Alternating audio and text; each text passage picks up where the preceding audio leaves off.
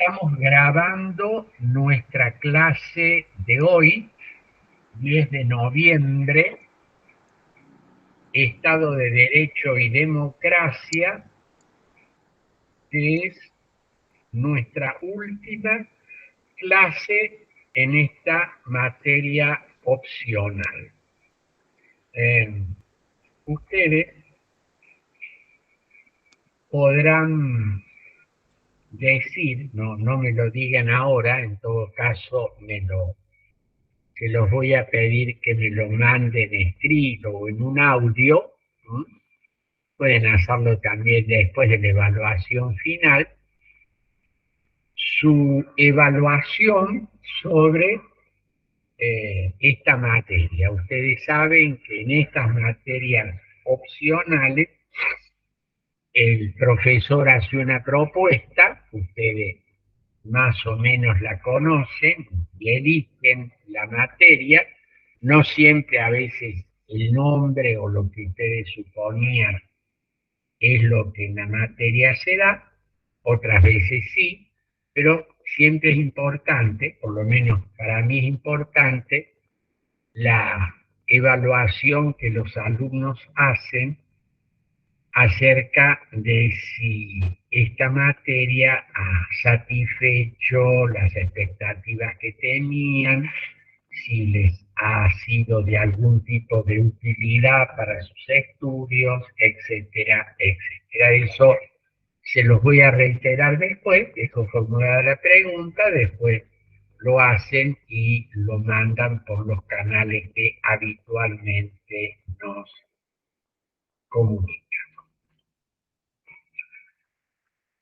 Hoy quiero referirme fundamentalmente a este texto que es eh, La revancha de los poderosos. Lidia, ¿usted quiere preguntarme algo? Sí, sí, doctor, que al último, ¿cuándo es el coloquio? ¿El 22 o El coloquio va a ser el día 15, como estaba previsto, a partir de las 8:30 de la mañana. y el aula? No lo sé todavía, creo que el aula 1, pero se los voy a comunicar.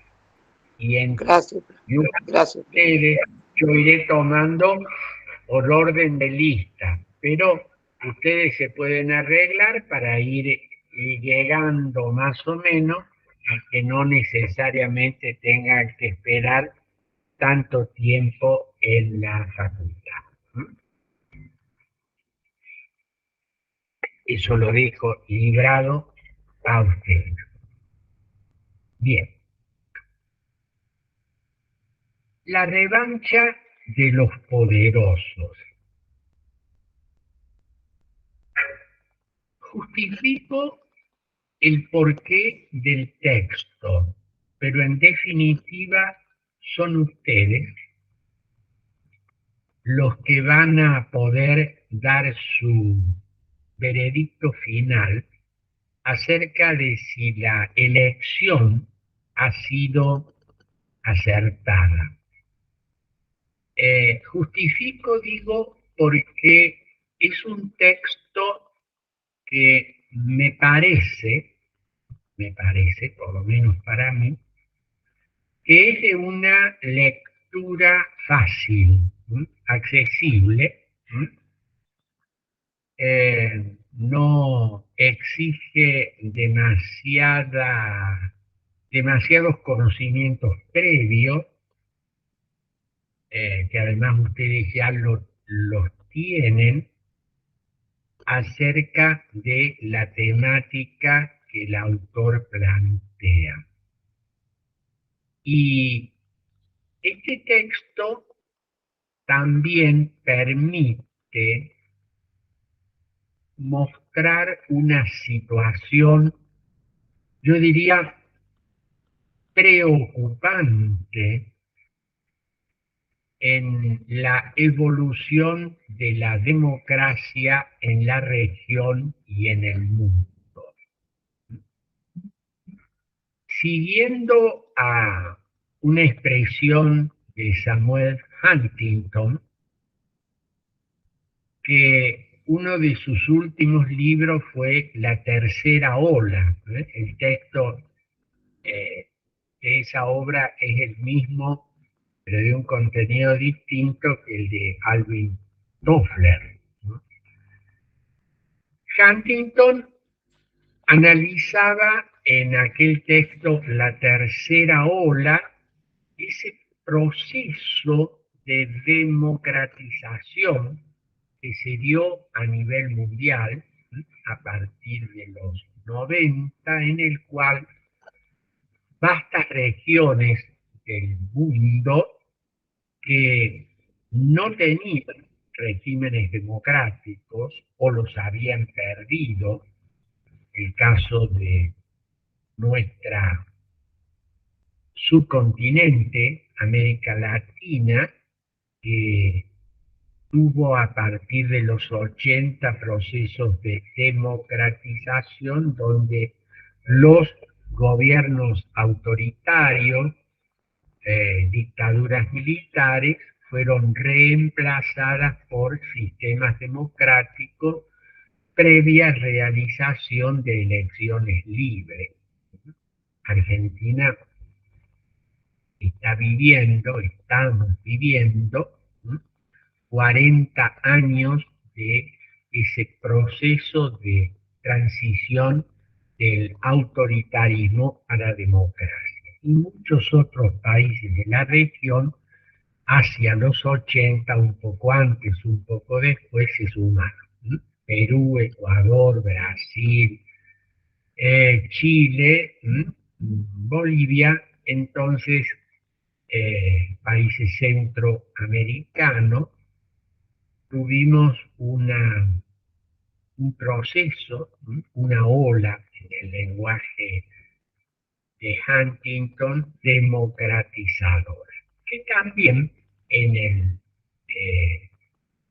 continente europeo, a partir de ese punto de inflexión marcado simbólicamente por la caída del muro, la disolución de la Unión Soviética, el fin del comunismo soviético, marcó los procesos de democratización en Europa del Este, al cual se sumaron otros países del mundo. Bien,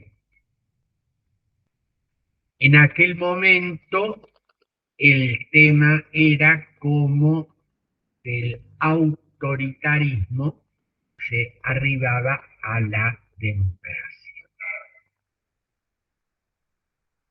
En lo que estamos transitando en este siglo XXI, hemos tenido en distintos lugares del planeta procesos en los que se advierte una suerte de regresión o un intento de retornar a fórmulas autoritarias. Pero ya no se trata de lo que era en décadas anteriores, lo que fue, por ejemplo, en los 70 en América Latina, en el que los procesos institucionales eran interrumpidos por golpes militares y las Fuerzas Armadas se hacían cargo de la totalidad del poder y los mecanismos constitucionales quedaban allí, en el texto constitucional, pero no estaban en la realidad, porque eran las Fuerzas Armadas las que establecían gobiernos que, con menor o mayor rudeza, eh, colocaban una suerte de chaleco, ¿no?, autoritario a los países en cuestión. Esto era algo así como el procedimiento normal, ¿m? No era normal, pero era en todo caso lo normal de la anormalidad, en el cual las democracias llegaban a su fin. Si uno analiza en una mirada comparada la región, Europa y muchos otros continentes, esta expresión o no se da o se da de una manera muy esporádica, o en algunas regiones. Tal vez, por ejemplo, en el continente africano tengamos hoy una serie de países en los que ha habido golpes militares que han puesto fin a situaciones más o menos democrático-institucionales precedentes. Pero digo, no es esto lo característico de este proceso que el autor, Moisés Naim, va a mostrarnos en esta revancha de los poderosos. Es decir, una regresión a fórmulas autoritarias. Pero, y acá esto es un poco lo característico, la formalidad de las elecciones a través de los cuales surgen los gobernantes, se mantienen. Elecciones que en algunos casos son relativamente libres y competitivas y en otros casos son claramente no competitivas y no libres. No competitivas porque hay elecciones, en el caso de Cuba, pero hay una sola opción, ¿no?, el Partido Comunista. No competitivas porque pueden haber más de una opción, pero todo está dado para que el partido gobernante continúe. Es el caso de Venezuela. O hay elecciones, el caso de Nicaragua, en el cual de una manera bastante poco clara, o mejor dicho, de una manera claramente no democrática, se restringe porque se encarcela a candidatos opositores, se proscriben los partidos y en la última elección en la cual volvió a ganar el actual presidente de Nicaragua, todos los candidatos o estaban presos o estaban en el exilio. Pero en otros casos, esas elecciones son competitivas, a veces tan competitivas que se necesitó una segunda vuelta porque el candidato oficialista no obtenía la mayoría constitucional.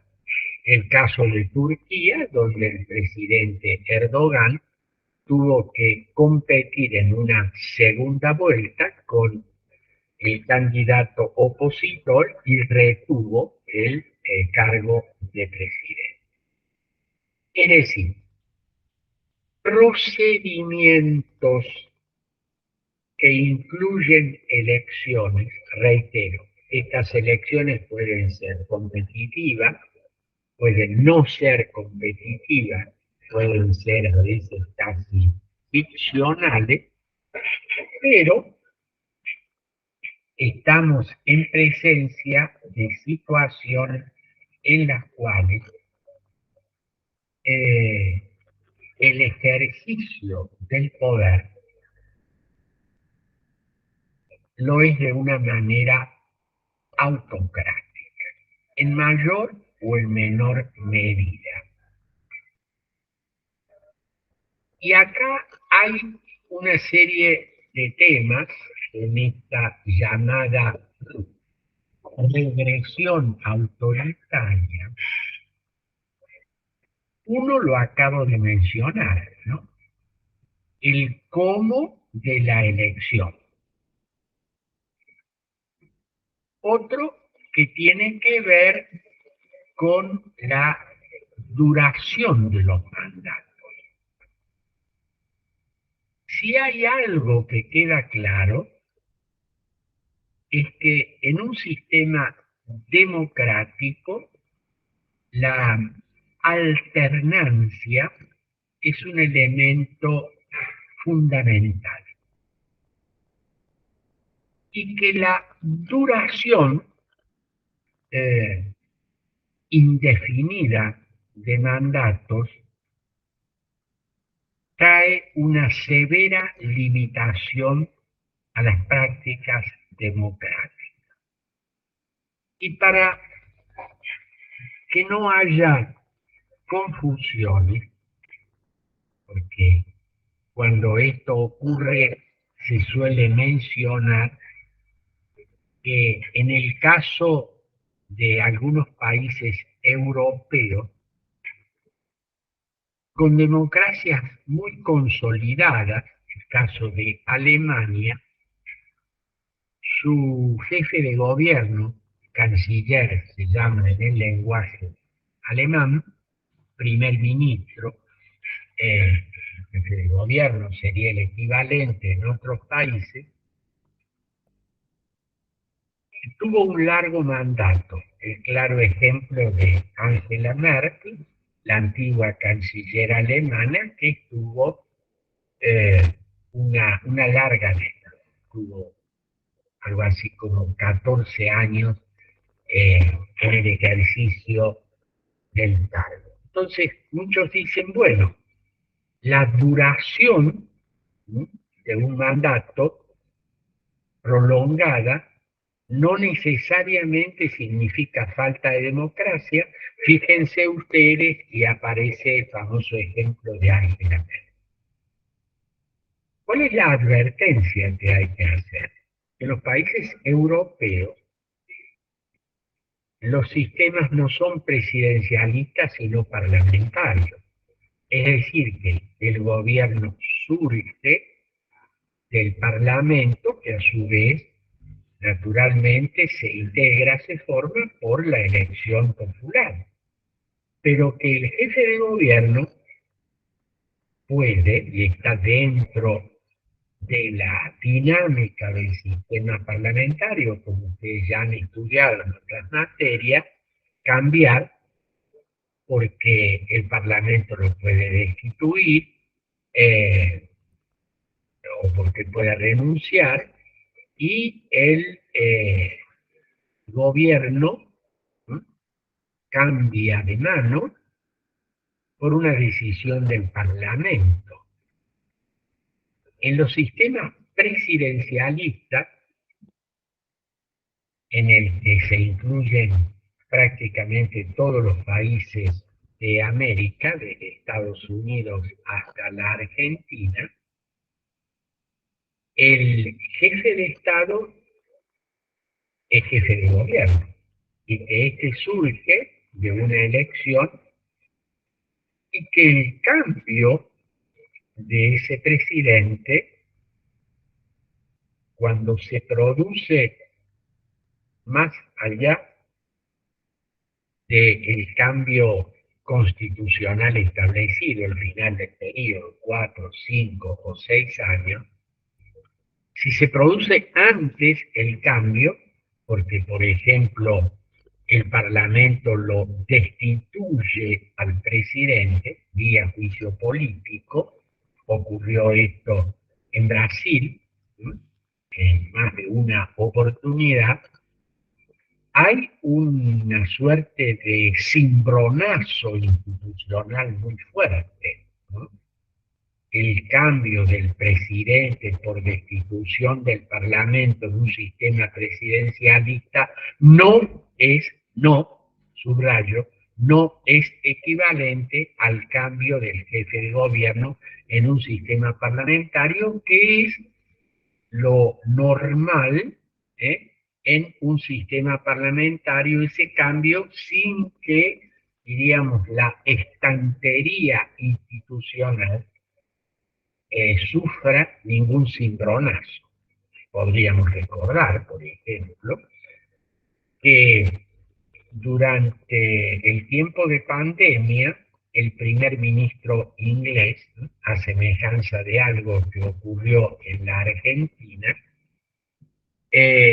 celebró una recepción, en fin, algo en el ámbito más bien privado, transgrediendo las restricciones a las que toda la población estaba sometida, cosa que para nosotros no es extraño. Ya saben ustedes, ha tenido amplia difusión periodística aquello que ocurrió en la llamada fiesta de Olivos, o el Olivo Gay, donde en plena cuarentena el presidente de la República, sus familiares y comitiva celebraban una muy divertida y ruidosa reunión que le estaba prohibido al resto de los ciudadanos.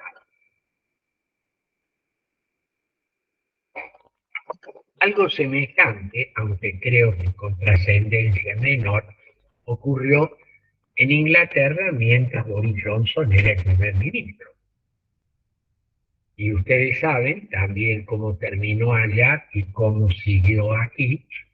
En la Argentina, Boris Johnson fue apartado del cargo, su partido le retiró la confianza, tuvo que dimitir y el Parlamento eligió otro primer ministro.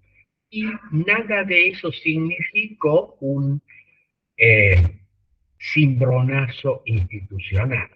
Imagínense ustedes la destitución de un presidente, en el caso de un país de América Latina.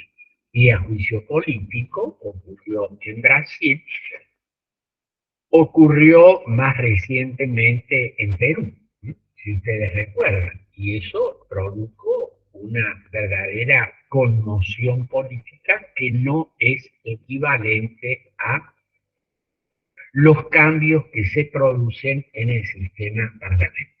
Hecho toda esta aclaración, vuelvo al punto que estamos tratando de desarrollar acerca de cómo la duración de los mandatos en sistemas democráticos con un sistema presidencialista tiene mucho que ver con la cuestión de la democracia. Y por eso es que en todos los países con sistemas presidencialistas se ha planteado la discusión acerca de, primero, cuánto debe durar el mandato. 4 años, como el caso de los Estados Unidos y la situación argentina actual.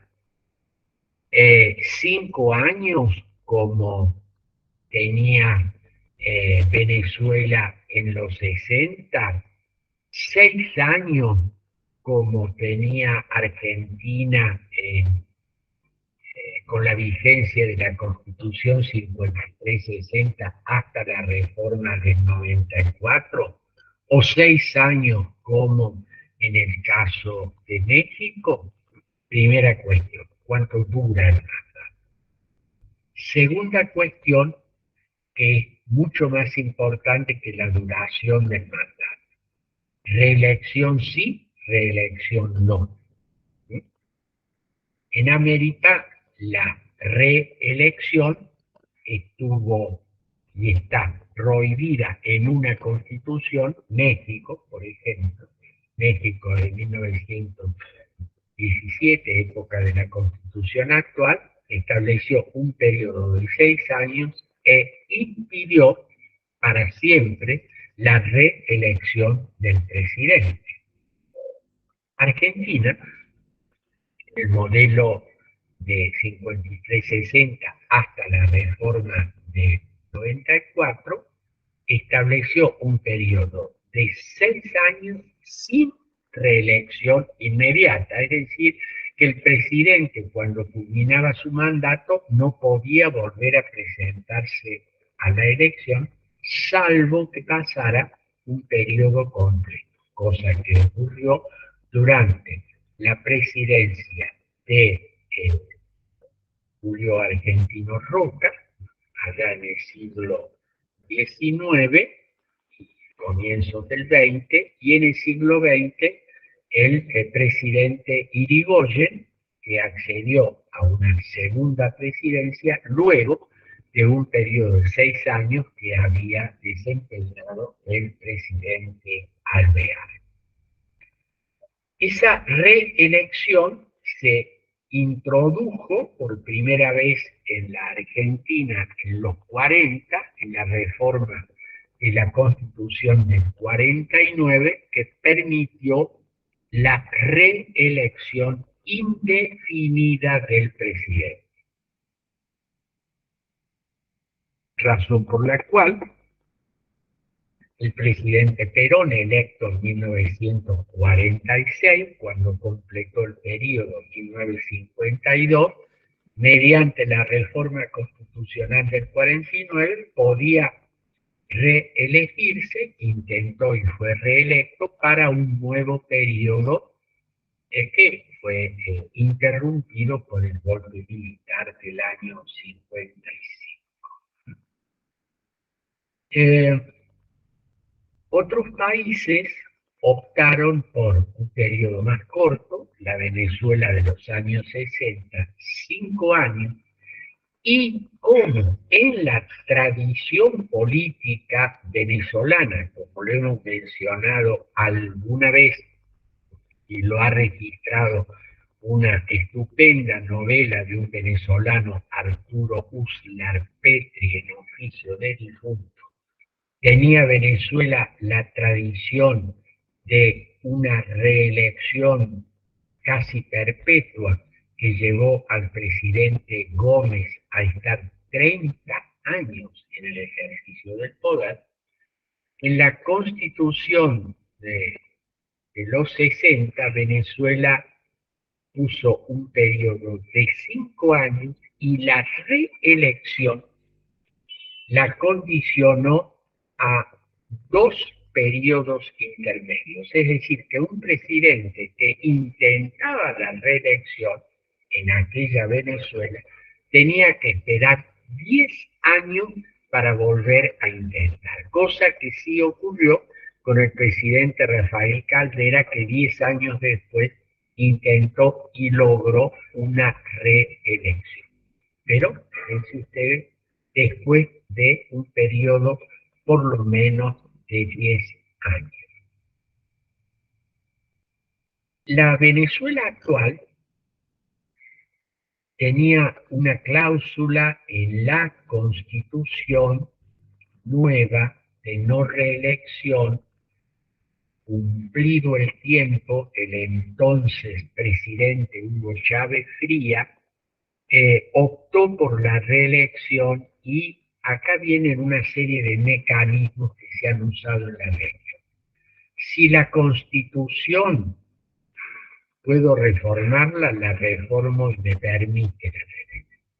Si la reelección de un periodo o más está prohibida, buscar a través de una consulta popular, un plebiscito, ¿no?, optar por la reelección. Cosa que ocurrió en Venezuela, se preguntó por la reelección, el pueblo dijo que no, y con aquello de que si hoy dice no, mañana puede decir sí, le vuelvo a preguntar, cuando le volvieron a preguntar dijo sí, y tuvimos reelección, y tenemos hoy en la Venezuela actual la reelección indefinida. Es una cosa semejante ocurrió en la Bolivia de Evo Morales, en la que un plebiscito dijo no, después intentó que dijera sí, después por una resolución de un órgano judicial se habilitó a un nuevo mandato. Cosa que está ocurriendo en un país centroamericano como Salvador, en el que la Constitución impide la reelección, pero a través de una serie de mecanismos el presidente Bukele está buscando ser reelegido. Otras veces se ha utilizado un procedimiento de tipo familiar. Si yo no me puedo reelegir por segunda vez, pues coloco a alguien de mi confianza o un pariente muy cercano, ¿no?, un amigo, mi mujer o el marido, si era mujer en la que estaba gobernando, hermano, ¿no?, o pariente más o menos cercano, y así ha ocurrido en varios países latinoamericanos. Ustedes saben, por ejemplo, que hay no es un dicho muy académico, ¿no?, un dicho popular, ¿no?, echa la ley, echa la trampa. Muchas veces la constitución, por ejemplo, la actual constitución de Guatemala, para impedir este tema que desde el linaje familiar que sucediera en el poder, impedía, al impedir la reelección, que fuera un familiar cercano el candidato. Y en una oportunidad, hace algunos años, el presidente de Guatemala puso como candidato a su mujer. La Constitución se lo prohibía, pero he aquí que, por eso la expresión echa la ley, echa la trampa, el entonces magistrado se divorció de su mujer para escribir a su mujer, entonces no tenía un vínculo con el marido y podía optar a la presidencia. Esto no terminó bien, pero el intento estuvo. Y ustedes también saben que no a nivel nacional, pero sí a nivel subnacional, es decir, a nivel provincial, esta cuestión de la reelección está muy presente en las provincias argentinas. Nosotros tenemos como dos modelos de constituciones provinciales. Unas, las que impiden la reelección, Santa Fe y Mendoza, otras que permiten una reelección y otras que permiten la reelección indefinida.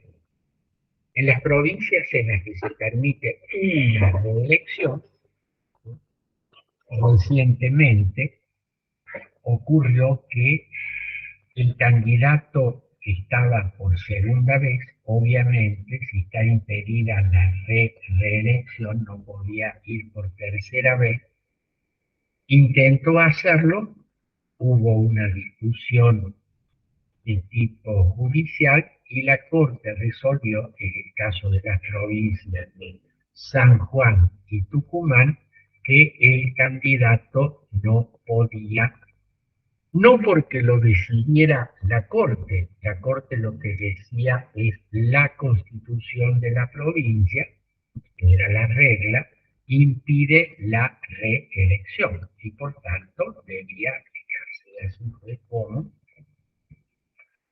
el candidato que intentaba la reelección en el caso de San Juan optó por este procedimiento de los linajes familiares a los que hice referencia, no puso a su mujer, sino a su hermano candidato. Y en el caso de Tucumán, en el cual hubo una especie de juego de enroque en la interpretación, el quien había sido gobernador, que era Mansur, eh, dos veces, no podía ser una tercera vez, pero entonces dijo, bueno, voy como vicegobernador. ¿Mm?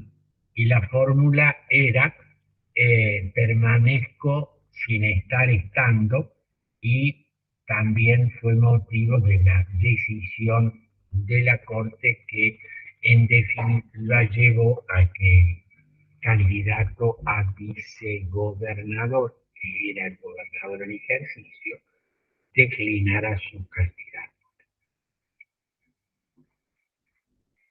¿Qué tiene que ver esto con lo que estamos hablando? Que cuando en un sistema democrático y cuando este sistema tiene una estructura de tipo presidencialista, ¿no?, la duración indefinida del mandato conlleva la posibilidad casi cierta de una autocracia. La Rusia actual es un claro ejemplo de lo que acabamos de ver. En la primera presidencia del hoy presidente Vladimir Putin, la constitución rusa impedía la reelección. Entonces Putin lo que optó fue por, al no poderse presentar como candidato al terminar su periodo presidencial, era poner a alguien de su confianza como candidato a presidente, fue Medvedev, fue un amigo del presidente, quien asumió la presidencia de Rusia, y el antiguo presidente, Vladimir Putin, actuó como jefe de gobierno, como primer ministro. Y entonces gobernaba no desde la presidencia, sino desde otro cargo. Durante ese periodo se modificó la constitución rusa, se sacó la cláusula de la imposibilidad de la reelección, luego volvió Putin, luego siguió. Una cuestión similar está pasando en la Turquía actual. Ejemplos que ustedes van a encontrar en el libro. ¿Son estos los únicos casos? No.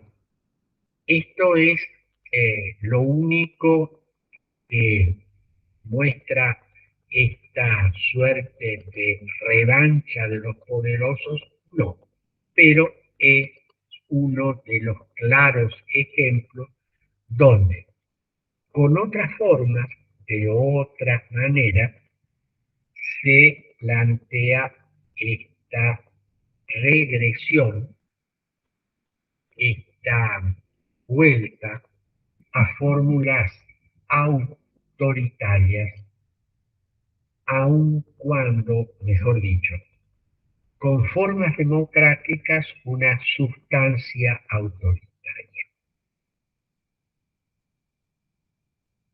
Como en su momento les comenté, y simplemente vamos a recordar, porque el resto lo va a hacer ustedes con la lectura, el autor ha sintetizado en tres palabras que comienzan con P, por eso es bastante fácil recordar el esquema, las tres P de esta revancha.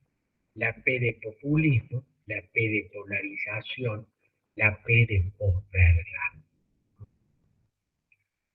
Claro, acá aparece en la primera P el tema del populismo como una regresión o como una forma no democrática, aun cuando, lo he dicho varias veces, lo vuelvo a repetir, cuando uno habla de populismo versus democracia, se da como una paradoja.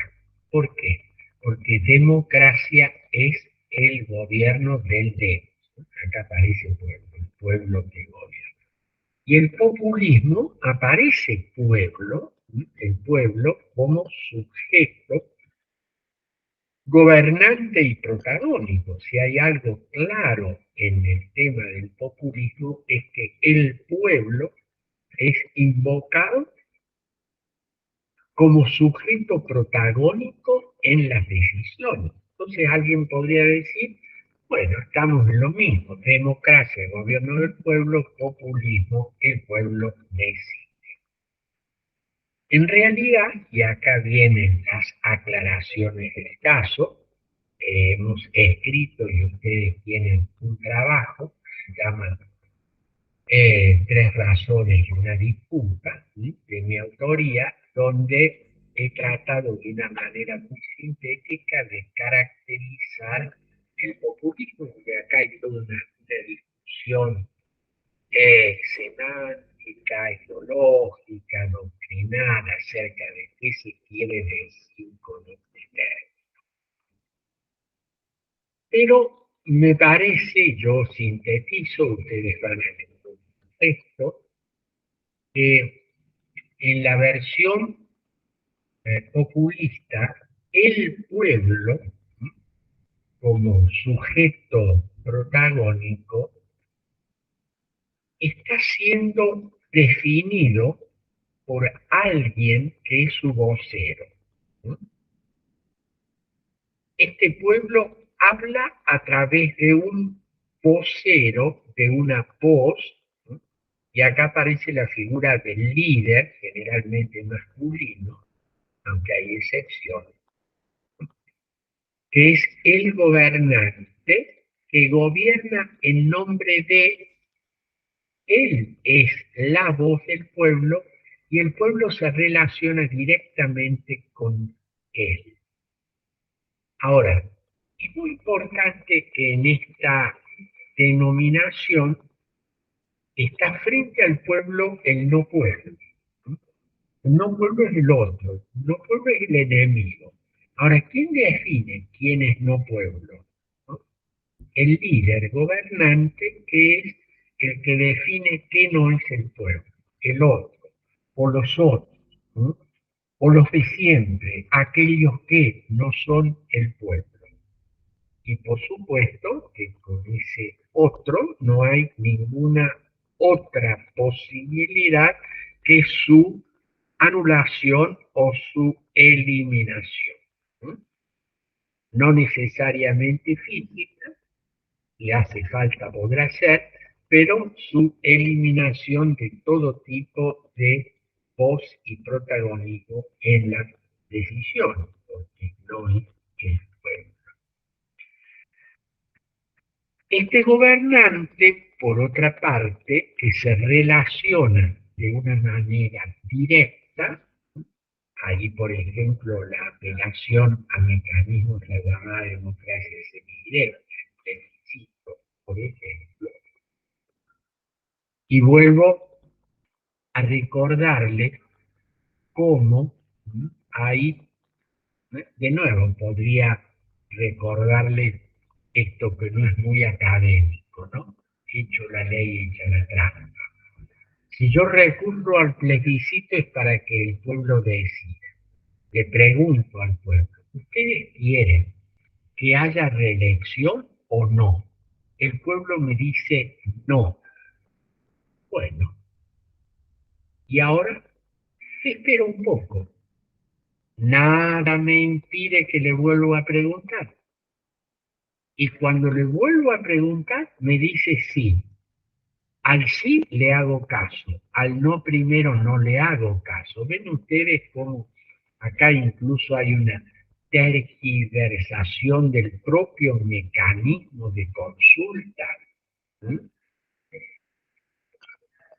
Pero además hay un mecanismo en los medios de comunicación, redes sociales y demás, hoy lo permiten, antes era más difícil, ¿no? El gobernante le habla a su pueblo, al pueblo que él previamente ha definido,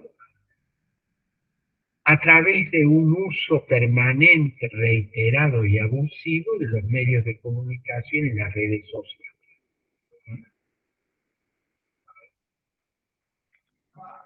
Y este pueblo, ustedes pueden preguntarse, en este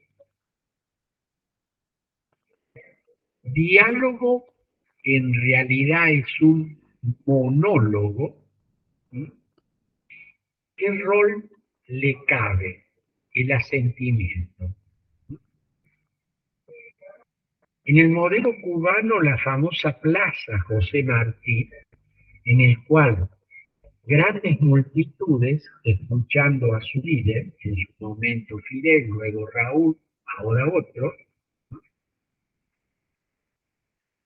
podrán decir sí, de una manera genuina o no, pero el sí es el debate, ¿no?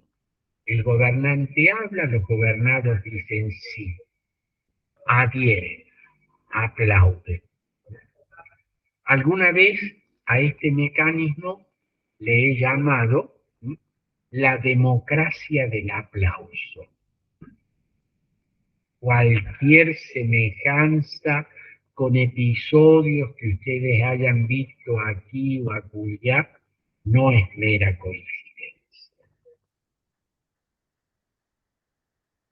Grupos grandes, grupos pequeños, hoy la tecnología permite que un pequeño grupo de personas representativo de ese pueblo invocado adhiera, aplauda, apoye la voz del gobernante. Entonces,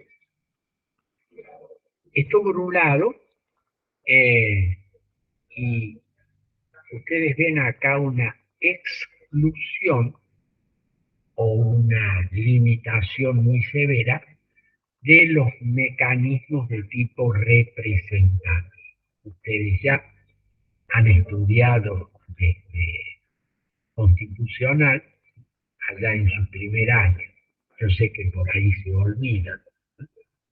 Es importante que lo recuerden a través de sucesivas materias y de sucesivas lecturas. Esos mecanismos en los cuales un grupo de personas permite que actúen en nombre de. Recuerden la cláusula constitucional. El pueblo no delibera ni gobierna, sino a través de sus representantes. La reforma del 94 lo mantuvo y agregó y otras formas previstas en esta constitución. Pero la idea es que hay un mecanismo representativo, un cuerpo de representantes del pueblo. Asamblea, parlamento, congreso, le llamamos nosotros. ¿Cuál es la sustancia de ese mecanismo representativo? Ustedes saben, porque seguramente lo han oído desde la escuela secundaria, que se les dijo que las democracias representativas, a diferencia de la democracia directa, aquella que se evoca históricamente en algunas ciudades-estados griegos, varios siglos antes de Cristo, como la polis ateniense, en la que algunos miles de ciudadanos debatían en la plaza pública y decidían sobre las cuestiones de la vida común. Bueno, ¿qué recuerdan ustedes que se le dijo, por ejemplo, en la escuela secundaria? Luego, en el presente, en que tenemos temas grandes, no son algunos miles, son cientos de miles, un millón o cientos de millones. Yo siempre les recuerdo el tamaño de dos demos muy grandes. Uno lo tenemos de vecino, Brasil, 200 millones, otro lo tenemos más lejos, es el demo más grande del planeta, más de 900 millones, la India. Uno no podría pensar en un mecanismo en el que esta persona, un sistema, perdón, un mecanismo en el que cientos de miles o millones de personas decidieran y debatieran. Y ahí se le decía, bueno, entonces por eso apareció el mecanismo de la representación. Demos elige sus representantes y estos son los que deliberan y votan. Motivo o causa de la representación, la imposibilidad de una democracia. ¿Esto está bien o está mal? Está parcialmente bien, es decir, está mal, porque se omite recordar que la esencia del mecanismo representativo en las democracias es el control del poder. El sistema representativo es un mecanismo no solo para gobernar, sino para controlar el poder. Alguien podría decir, bueno, no hay problema porque en democracia el poder es del pueblo y el pueblo no necesita ser controlado, sí, cuando gobierna uno o cuando gobiernan poco, en una monarquía o en una aristocracia. Pero en realidad el poder, cualquiera sea su titular, uno, poco o muchos, democracia, siempre tiende a expandirse. La expansión del poder no es cuando gobierna uno o gobierna otro. La expansión, la tentación de expandir el poder está, yo diría, en la naturaleza misma del poder. Por eso el poder ilimitado se tiende a convertir en despótico y por eso es importante ponerle límites al poder. En una democracia, sí, en una democracia también. El poder del pueblo puede extralimitarse y necesita de límites. Y acá aparece el tema del sistema representativo como límite y control del poder.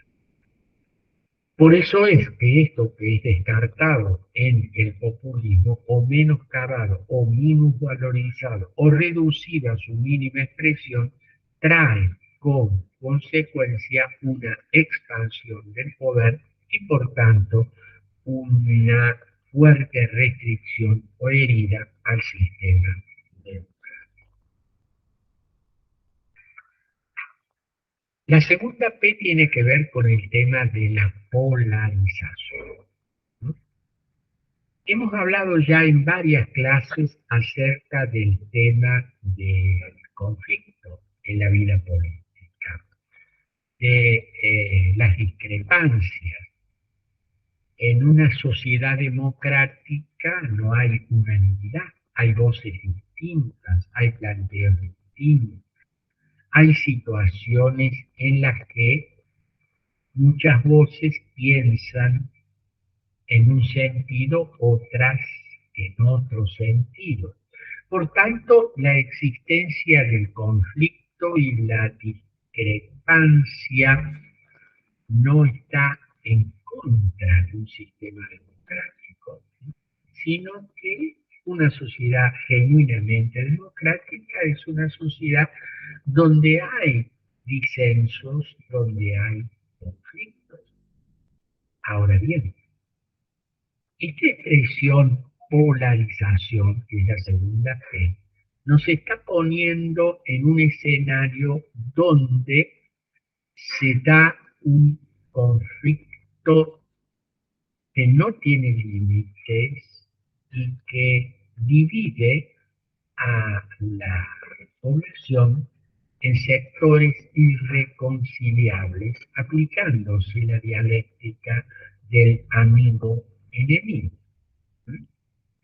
Y por tanto, esta polarización impide, ustedes lo van a desarrollar mejor, no voy a robarles el libreto ni a ahorrarles totalmente la lectura, una grave amenaza a la genuina vida democrática. Y la última P tiene que ver con la posverdad. Y acá enfrentamos una cuestión que es crucial en la vida política y que es crucial en los sistemas democráticos. El valor de la verdad. Esta expresión, posverdad, en realidad es igual a mentira. Pero no cualquier mentira, es una mentira que está, yo diría, estudiada, preparada para enmascarar, disimular, ¿no? Hacer creer que, ¿no? Por eso se expresó la famosa fake news, falsas noticias y demás, de las cuales ustedes tienen sobrados ejemplos en la vida política cotidiana, y a la que hay que estar muy atentos, y yo pongo acá un entre paréntesis, con el tema de las redes sociales. Llegan a nuestro conocimiento decenas, cientos, a veces miles de noticias, informes, incluso uno dice, no me lo han dicho, lo he visto la imagen, he escuchado, etcétera, tal o cual cosa, ¿no? Y a través de una serie de procedimientos, tergiversaciones y demás, en realidad son noticias falsas, no verdad. Y esto afecta notoriamente la calidad de la vida democrática. Este libro les va a permitir, reitero, es de fácil lectura, reitero. Lectura fácil no significa que no tengan que leer, hay que leer. Y es importante que lo lean, y es importante que lo cotejen con la realidad, y es importante que no se olviden, porque van a encontrar en este texto, y en función de lo que ustedes ven, oyen, estudian, viven, ¿no? Una fuerte relación. Y me parece que les va a ser útil, y es por eso que a manera de cierre les he dado esta actividad. No sé si ustedes quieren preguntarme algo, hay alguna duda que quieran aclarar.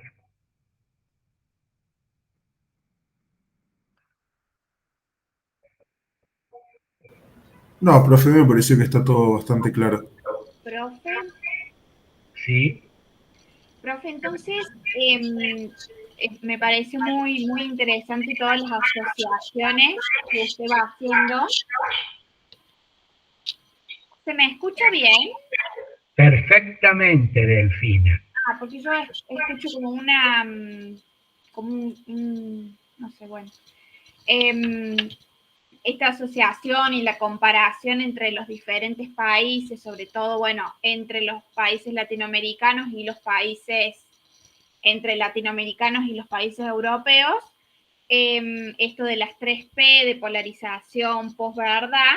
Yo le quería preguntar, profe, si cómo orientamos el tema del análisis del libro, es con nuestro propio contexto de nuestro país y de cara a las elecciones, o como más histórico, o sea, más actual o con más trayectoria histórica sería. Como ustedes lo prefieran. No me molesta que puedan hacer referencias a la coyuntura, aunque siempre he tratado de que el alumno mantenga una cierta distancia con lo más cercano e inmediato. ¿Por qué?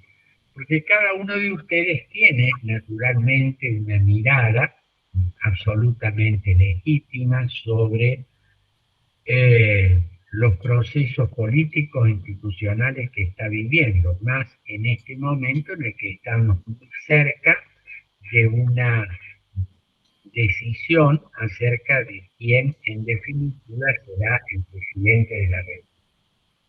Y entonces en esto hay mucho de opinable, legítimamente opinable, por eso es que yo en clase, salvo alguna referencia muy circunstancial, he tratado de mantener esa distancia para respetar la posición de ustedes, para que ustedes como alumnos, como personas y ciudadanos libres, tomen o dejen lo que les parezca mejor. Siempre pienso que un poco de distancia es importante. Ustedes serán los encargados de hacer el enfoque que les resulte más útil.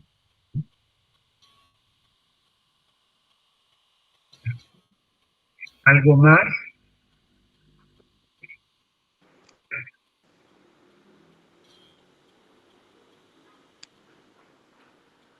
Sí, Lidia. Profesor, yo no tengo la revancha de los poderosos. Ay, Lidia, yo he tratado, por eso le preguntaba, a ver, Lidia, ¿se la pueden mandar ustedes en versión PDF? sí, profe, nosotros tenemos la versión PDF. Lidia, viste que hay como un lector en voz alta que tiene la computadora, que tiene el mismo... Sí. ¿Lo vas a poder leer por ahí? ¿Vos podés? Lo voy a escuchar porque leer no puedo. Claro, quise decir escuchar, sí. Sí, bueno, en PDF sí, PDF me lo lee bien. Claro. Sí, está en PDF. Bueno, ustedes les encargo, se lo manden a Lidia el modelo en PDF para que ella lo pueda leer. Bueno, Muchísimas gracias. de nada, Lidia. Bueno, yo me voy a despedir de ustedes. Nos vamos a ver el día miércoles 15, desde las 8:30 de la mañana. Les agradezco la paciencia que han tenido durante este tiempo de conectarse. Sepan disimular los errores que podemos haber cometido, y espero que les pueda haber servido este sistema que nos permite a la distancia tener clases, que para muchos es opinable. Bueno, hemos tratado de combinar con la presencialidad de las evaluaciones y la presencialidad del coloquio final. Para mí ha sido un gusto estar con ustedes y nos estaremos viendo el día miércoles 15. profe, y hasta el día lunes podemos enviar Sí, el por archivo. supuesto, por supuesto que sí, por supuesto. Lidia, ahí pasé el libro en PDF al grupo. Bueno, gracias, Juan Jerónimo. Juan Jerónimo acá presente y también el que en este momento se ha ausentado, va a actuar junto con el que le está hablando el día viernes 17 y sábado 18, allí en el Teatro de la Facultad. Tienen en el grupo, tienen las indicaciones que están cordialmente invitados a verla, ¿no? Fabricio va a tener también un pequeño papel, Juan Jerónimo tiene un activo papel que además les va a divertir mucho, y si pueden vayan a vernos, y allí estaremos.